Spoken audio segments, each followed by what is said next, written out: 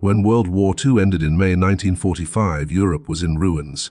Cities had been reduced to rubble, economies had collapsed, and entire populations had been displaced. But perhaps no statistic captures the human cost of the war more powerfully than this. An estimated 13 million children across Europe had lost one or both parents. 13 million orphans. Behind each number was a child who had witnessed horrors no person should experience, who had lost their family, their home, their childhood, and often their very identity. What happened to these children? Their stories are among the most heart-wrenching and complex legacies of World War II.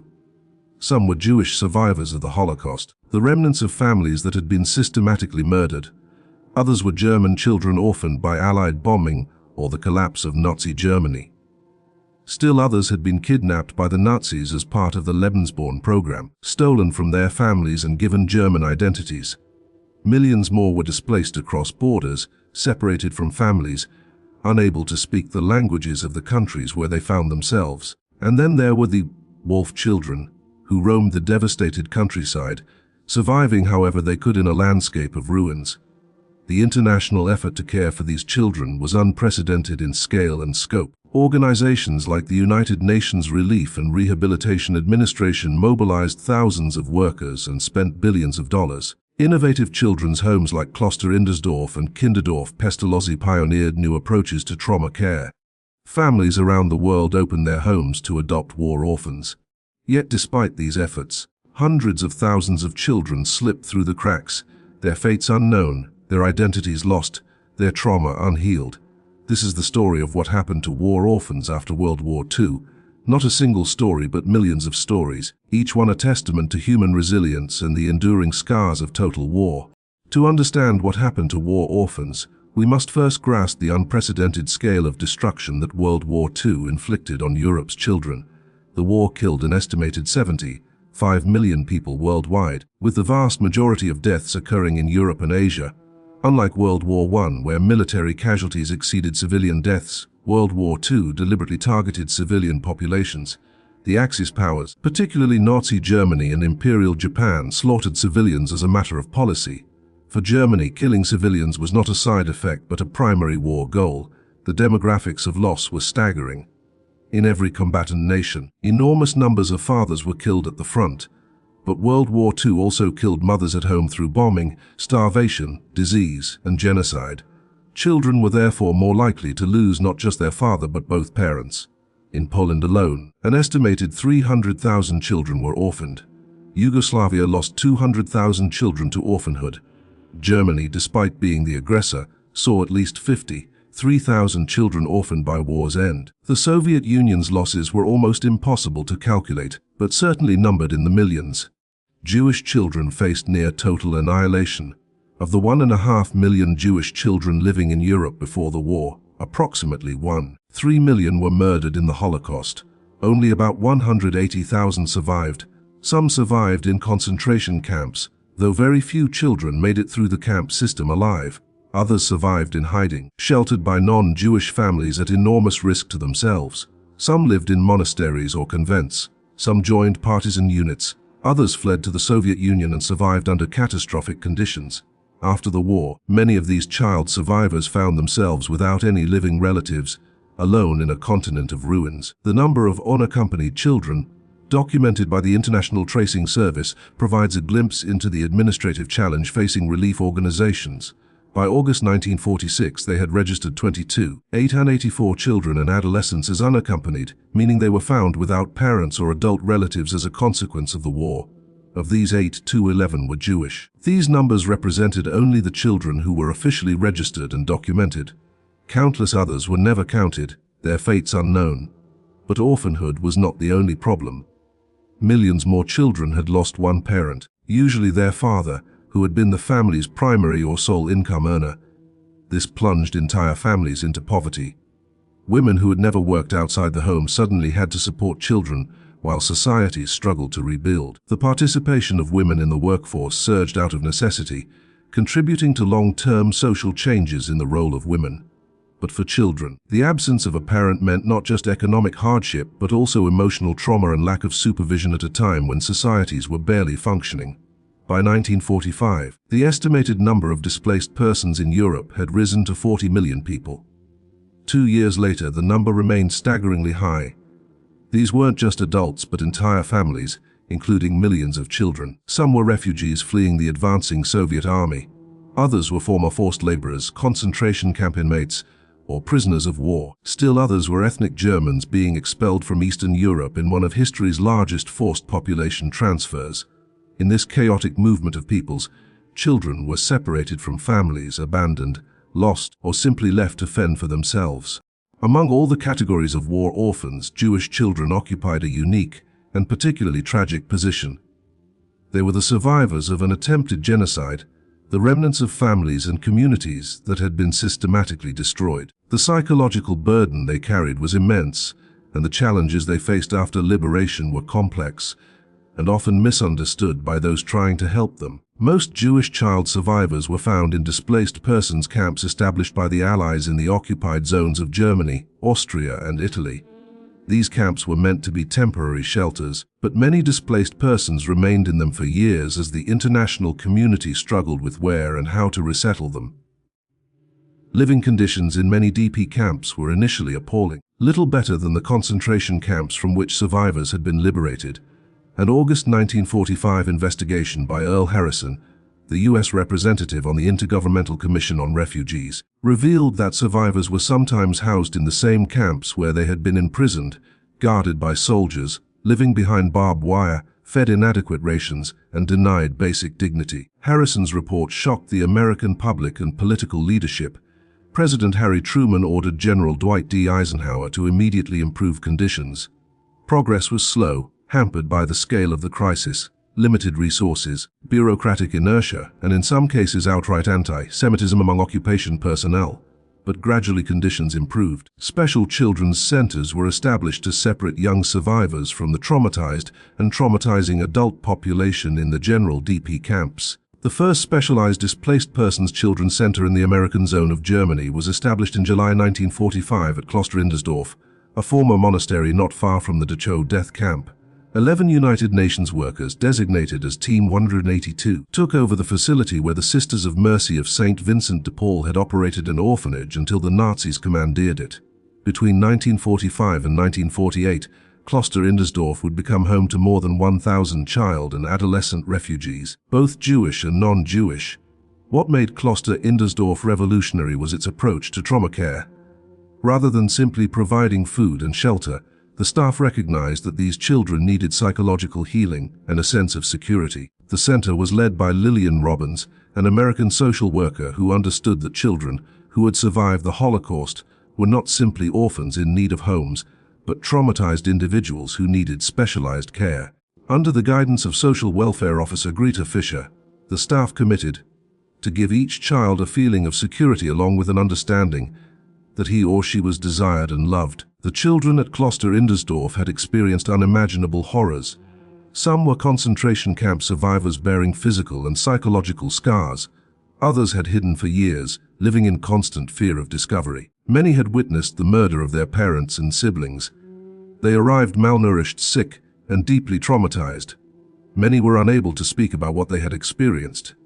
Some had forgotten how to be children. Having spent years focused entirely on survival, the staff at Kloster-Indersdorf provided medical care, education, recreational activities, and most importantly, a structured environment where children could begin to heal. They celebrated holidays, organized plays and concerts, taught practical skills, and helped children slowly rebuild their sense of self. The methodology and level of care was so successful that Kloster-Indersdorf served as a model for at least 5 other children's centers established in Europe.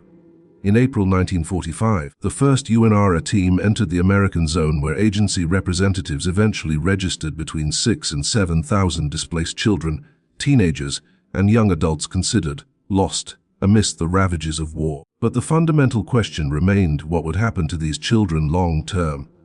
Many hoped to find surviving family members. Organizations like the United Nations Relief and Rehabilitation Administration, tasked with finding missing persons, collected information on cards and manually cross-referenced them, trying to unravel the stories of shattered families. This was painstakingly slow work in an era before computers. Wives, sisters, mothers, and children fruitlessly awaited the return of loved ones, instigating searches through aid agencies. For most Jewish child survivors, no family members were found. Entire extended families had been wiped out. The children faced a choice: remain in Europe, the continent that had tried to murder them, or emigrate elsewhere. Many were moved to Palestine through the Youth Aliyah program, especially after the establishment of Israel in 1948. In 1948, the International Refugee Organization UNRWA's successor helped relocate the remaining child refugees at Kloster-Indersdorf to the newly formed State of Israel. For these children, Israel represented not just a new home, but a place where they could be part of building a Jewish state, turning their survival into something meaningful. Others were adopted by families in the United States, Britain, and other countries. International adoption, particularly of war orphans, was still relatively new and faced significant legal and bureaucratic hurdles. In October 1947, Lillian Robbins addressed the American National Federation of Settlements, pleading for the United States to lift restrictions and bureaucracy to provide for orphans of war. That child knows the result of exploitation, of national greed, of war, she said. He can grow up a bitter, disillusioned, selfish adult, interested only in what works to his own advantage. But such a child can also become the most important contributor to building a new world, where international cooperation and understanding prevail. Yet even those who found new homes carried the burden of their experiences for the rest of their lives. Many struggled with what we would now recognize as post-traumatic stress disorder, though the condition was not well understood at the time. Survivors often found that their trauma was a topic never talked about in family circles, that even their own children and grandchildren learned little about what their parents and grandparents had endured. The psychological impact of childhood trauma during the Holocaust extended across generations, affecting not just the survivors but their descendants. While Jewish children were fighting for survival, another group of children was being systematically kidnapped by Nazi Germany as part of one of history's most disturbing racial engineering projects. The Lebensborn program, meaning wellspring of life, was founded by Heinrich Himmler on December 12, 1935, to address Germany's declining birth rate and promote Nazi eugenics. What began as a program to encourage racially valuable German women to have children evolved during the war into a massive child kidnapping operation. The initial Lebensborn program provided unwed pregnant German women, deemed Aryan, with discreet maternity homes where they could give birth away from the judgmental eyes of society. At a time when single motherhood carried enormous stigma, Lebensborn offered financial support, medical care, and adoption services. The homes were pleasant facilities, typically established on the grounds of private country estates, furnished with the best of the loot from the homes of Jews sent to Dachau. By the end of the war, there were 10 Lebensborn homes in Germany, 9 in Norway, and others in Austria, Belgium, Holland, France, Luxembourg, and Denmark. Himmler personally oversaw the program, believing that SS men were the biological and racial elite of Nazi Germany. He encouraged them to father as many children as possible with Aryan women, whether married or not. The children born in Lebensborn homes were to become the future leadership of a racially pure Germanic nation. However, as German war casualties mounted, and the need for future generations of the master race grew more urgent, the program took a sinister turn. Starting in 1939, the Nazis began kidnapping children from occupied territories. The logic was laid out explicitly by Himmler. It is our duty to take with us to remove them from their environment. Either we win over any good blood that we can use for ourselves and give it a place in our people, or we destroy this blood. The target were children who looked Aryan, typically those with blonde hair, blue eyes, and fair skin, whom the Nazis believed were descendants of German settlers who had emigrated to Eastern Europe centuries earlier. The kidnapping operation was systematic and bureaucratic. Multiple Nazi organizations participated: the Office for Repatriation of Ethnic Germans, the Reich Security Office, the Reich Commission for the Consolidation of the German Race, and the Nazi People's Welfare Association. SS men and brown sisters from the Welfare Association would arrive in villages and take children, sometimes in full view of their screaming parents. One Polish mother, Małgorzata Twardecki, received an order in summer 1943 to bring her 5-year-old son Alozi to the town council office for a holiday to improve his health. When she refused, military police arrived and simply took him. She watched helplessly as the train left with her only child, becoming one of hundreds of thousands of Lebensborn children stolen by Nazi Germany. The children were placed in special temporary camps called Kindererziehungslager, or children's education camps. There they underwent detailed racial examinations that measured 62 points on their bodies, including skull shape, eye color, hair color, and body proportions. Based on these measurements and psychological tests, children were assigned to one of 11 racial types and divided into 3 groups: desired population growth, acceptable population growth, and undesired population growth. Children deemed racially valuable were sent to Lebensborn homes where they underwent forced Germanization. Everything was done to make them forget their birth parents and original identities. SS nurses told children they had been deliberately abandoned by their parents. Children were beaten if they refused Nazi education or continued speaking their native languages. Those who resisted too much were sent to concentration camps, particularly Kalisz in Poland, where many were murdered. Children who were successfully Germanized were adopted by SS families and given false birth certificates with invented German names, birthplaces, and birth dates. The scale of this kidnapping operation is difficult to determine precisely because the Nazis destroyed many Lebensborn records, but estimates suggest 200,000 to 250,000 children were stolen, with about 200,000 from Poland alone. Up to 100,000 may have come from Poland specifically. Additional children were taken from Yugoslavia, Czechoslovakia, Russia, Ukraine, Romania, Estonia, Latvia, and Norway. After the war, efforts to repatriate these children faced enormous obstacles. The Polish government created Operation for the Revindication of Children, headed by Dr. Roman Hrabar, with the mission of reuniting stolen children with their rightful parents. It was a formidable task. Researchers first had to determine what the children's names had been changed to, then locate where they were living. Barbara Mikuladzik had become Baba Mikla. Helena Fornalczyk was now Helena Forma. Alodia Witasek had been renamed Alice Wick. Helena Feiss was Helene Fischer. When found, many German families refused to believe their children were Polish and refused to give them up. Some adoptive parents had genuinely believed they were adopting orphans and had bonded deeply with the children. Others had used the children for labor or abused them but still refused to surrender them. Most tragically, many of the children themselves refused to return to their birth families. After years of Nazi indoctrination, they believed they were German and had been taught to hate their countries of origin. Russian and Ukrainian children who had been taught to despise their native countries did not want to go back. The results of repatriation efforts were disheartening. By the end of 1950, the Polish government had only been able to repatriate 3, 4 and 4 children back to Poland. Małgorzata Twardecki was one of the lucky parents reunited with her son Alosy, but only 10 years after he was taken, it is estimated that only 40,000 children, or 20% of those stolen, were ever reunited with their families. The Norwegian government recovered only 170 of approximately 250 children sent to Germany for adoption. Thousands of others and their descendants still live in Germany today, unaware of their true identity and heritage, as chronicled in books like Hitler's Forgotten Children by Ingrid von Oliphant, herself a Lebensborn victim who spent decades uncovering her true identity. The Roussay trial at Nuremberg in 1947-1948 addressed the kidnapping of children by the Nazis.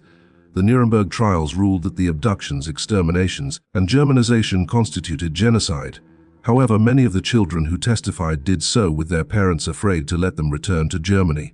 An association called Stolen Children, Forgotten Victims remains active in Germany, representing victims of this crime against children, working to help Lebensborn victims discover their true identities and connect with their heritage. The plight of German orphans presented relief organizations with a profound moral and practical dilemma.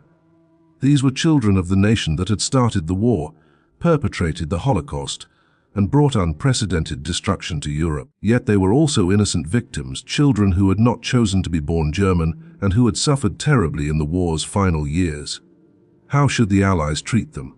The answer, unfortunately, was often with neglect or outright hostility. When the United Nations Relief and Rehabilitation Administration was established in 1943, it made a deliberate policy decision not to help enemy children. UNRWA's mandate was to assist victims of Nazi aggression, not Germans. This policy reflected both practical limitations. Resources were scarce and priorities had to be set, and the moral judgment that German children should be the responsibility of Germany itself, not the international community. This policy had devastating consequences. In the final months of World War II, more than 1 million German children took to the roads searching for family and home. The majority eventually returned home with little institutional support, but hundreds of thousands could not. Some were orphaned. Others remained in camps, children's homes, or with foster families in areas that no longer belonged to Germany. Most challenging for authorities were those who were alone and too young to know their own names. Allied denazification policies further complicated care for German children. Germans working in relief organizations had to undergo political vetting. Many skilled social workers and medical professionals who might have helped orphans were excluded because of their Nazi Party membership, even if their membership had been nominal or coerced. The division of Germany and the onset of the Cold War handicapped efforts to aid children by preventing the creation of a unified search service. Children in the Soviet zone could not be easily reunited with families in the Western zones and vice versa. At war's end, there were approximately 53,000 documented German orphans, but the real number was certainly higher. Many were roaming the devastated countryside, living wherever they could find shelter in holes in the ground, hollows of trees, boxes, old barns and sheds, and bomb-damaged buildings.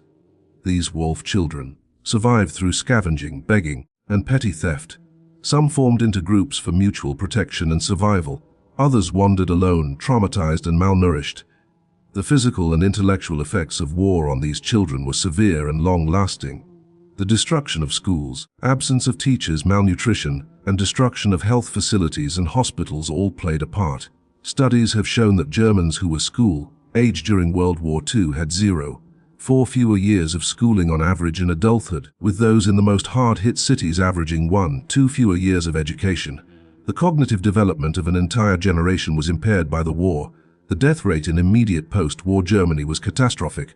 At one point in 1945, places like Berlin experienced 4,000 deaths per day, reaching levels similar to the 30 Years' War nearly 300 years earlier. Victims of unchecked disease, untreated injuries, illness, and starvation, many children were left to fend for themselves at the mercy of the elements and predators. Thousands never saw their homes, friends, parents, or relatives again.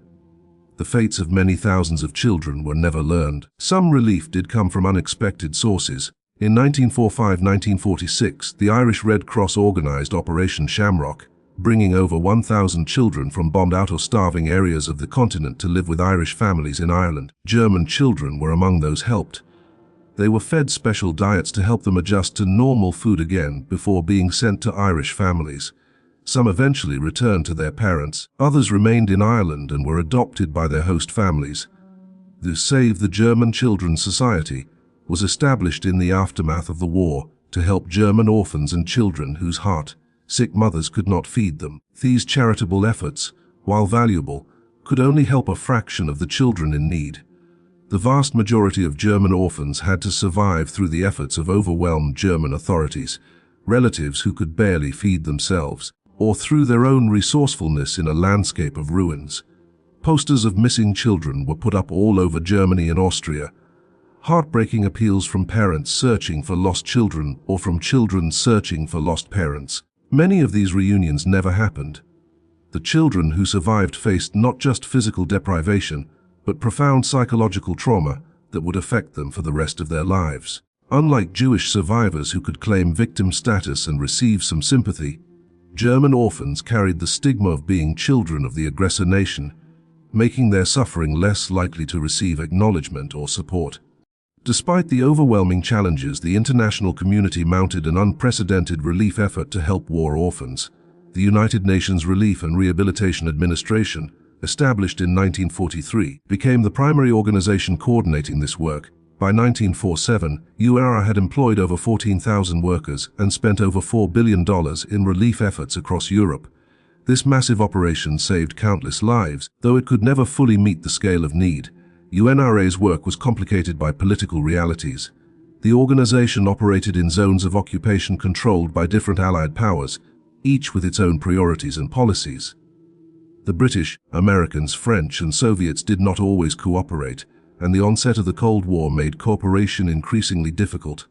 Children in Soviet-controlled areas faced different circumstances than those in Western zones, and the division of Europe made family reunification across the Iron Curtain nearly impossible. One innovative approach to the orphan crisis was the establishment of children's villages that provided not just shelter but a comprehensive environment for healing and development. Kinderdorf Pestalozzi in Switzerland, founded in 1946, became one of the most successful examples. Editor Walter Robert Corti and a group associated with the Swiss arts and cultural publication Du volunteered aid for orphaned or displaced children, calling for a novel experimental approach, an intended community village that would serve as home and school. Kinderdorf Pestalozzi was designed to be more than an orphanage. It was a village where children from different war-affected countries could live together, learning tolerance and cooperation while receiving education and emotional support. The founders articulated a mission of building a world in which children can live. The village welcomed hundreds of thousands of children over the years, with stays varying from a few weeks to several years. Today, 75 years later, Kinderdorf Pestalozzi still stands and continues as an international non-profit foundation committed to welcoming war-affected children and disadvantaged young people from around the world. International adoption emerged as another solution, though it faced significant obstacles. Gradually, interest in America began to build for war orphans. Press coverage of the war and the terrible conditions following it gave considerable visibility to the problem and appealed to American humanitarian instincts. There was even a popular comic strip about an Italian war orphan called Dondi, reflecting the cultural awareness of the issue. U.S. servicemen stationed around the world were most exposed to the problem, with the largest numbers stationed in Germany and Japan after the war. Religious organizations mobilized to help with international adoptions. Lutherans, Catholics, and Seventh-day Adventists, among others, formed organizations like the League for Orphan Victims in Europe and the American Joint Committee for Assisting Japanese American Orphans. These groups helped navigate the complex legal and bureaucratic processes required to bring orphans to America. Jewish organizations work specifically to relocate Jewish orphans, moving them to the United States and after 1948 to Israel.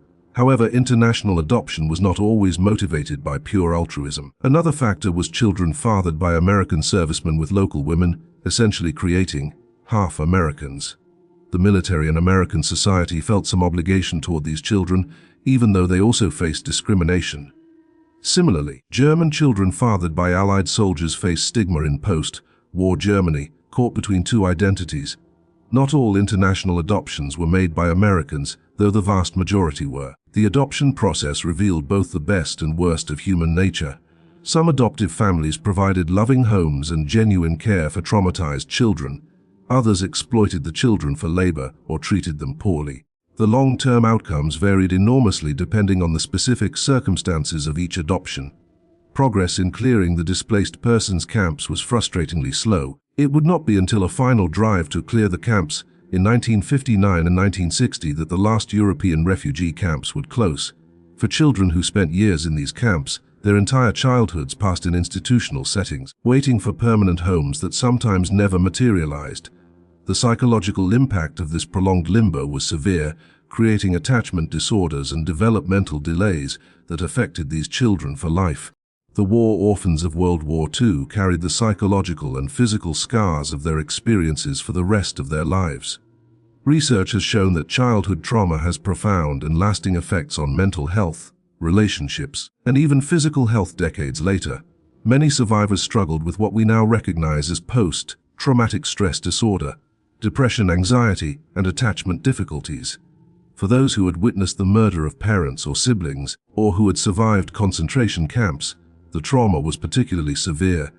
One of the most difficult aspects for many survivors was the silence that surrounded their experiences. Veterans returning from the battlefield were often traumatized and unwilling to discuss the war. Children who had survived the Holocaust or other wartime atrocities found that their trauma was a topic never talked about in family circles. Even decades later, many of their children and grandchildren testified that the war was never discussed. This enforced silence prevented processing of trauma and contributed to intergenerational transmission of psychological distress. The orphans of World War II also struggled with practical challenges throughout their lives.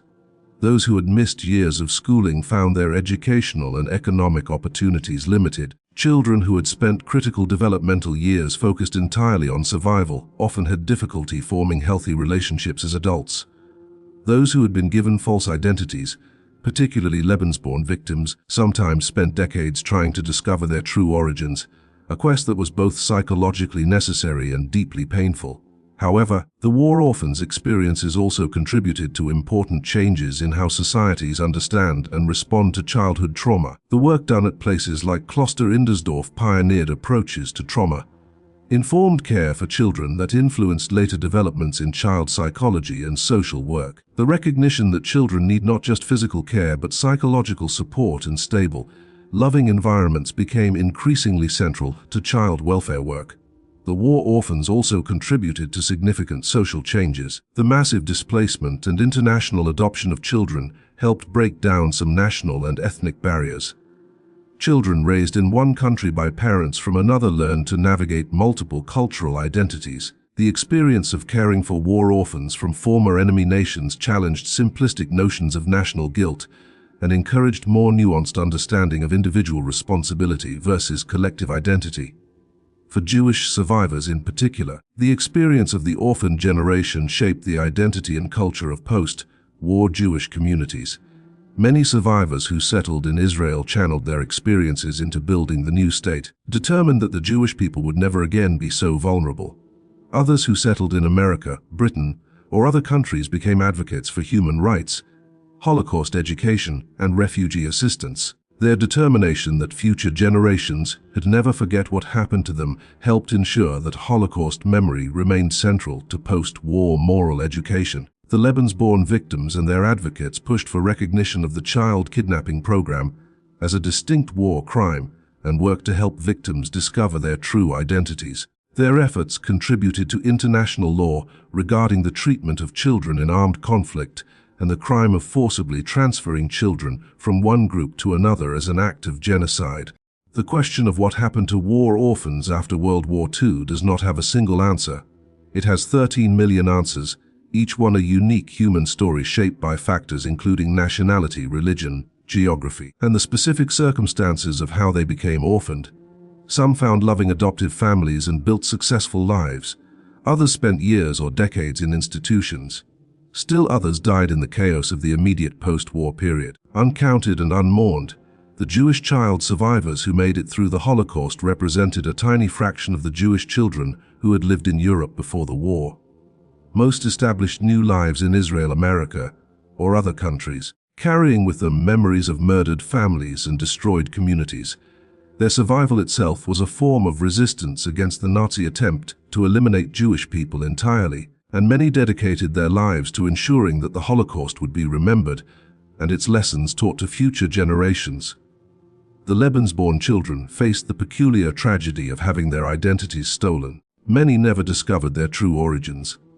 Those who did often found the truth deeply disturbing, forcing them to reconcile their sense of self with a heritage they had been taught to reject. Their story stands as one of the war's most unusual and least known atrocities, a reminder that the Nazis' crimes extended beyond murder to psychological warfare against children.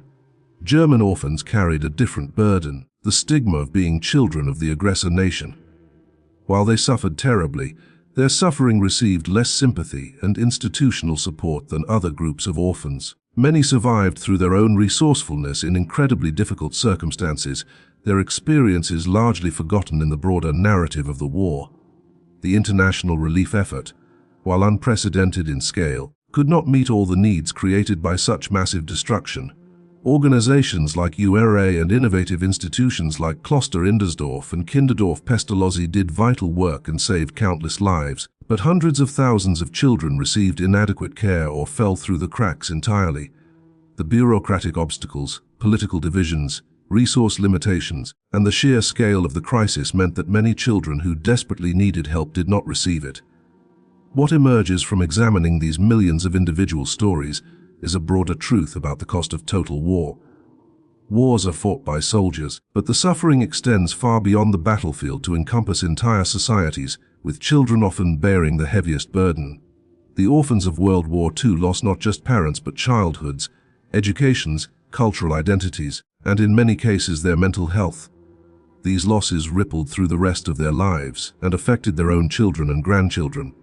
Yet the story of war orphans is not only one of suffering, but also of resilience. Children survived unimaginable horrors and went on to build lives, form families, and contribute to their communities. The relief workers and adoptive families who helped them demonstrated the capacity for compassion and solidarity across national and cultural lines. The innovative approaches to trauma care developed in children's homes after the war influenced later understanding of how to help traumatized children.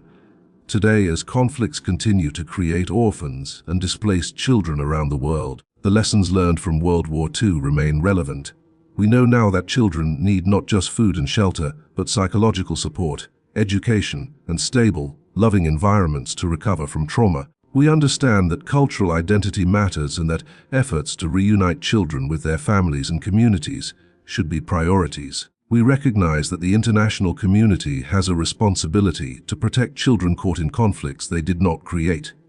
The 13 million orphans of World War II are now elderly or deceased, but their stories continue to matter. They remind us of the human cost of war, the importance of protecting children, and the long shadow that trauma casts across lives and generations. Understanding what happened to them helps us understand both the depths of human cruelty and the heights of human compassion, both the devastating impact of total war and the remarkable resilience of the human spirit. These are stories that must be remembered, not just as history, but as lessons for how we treat the most vulnerable among us in times of crisis.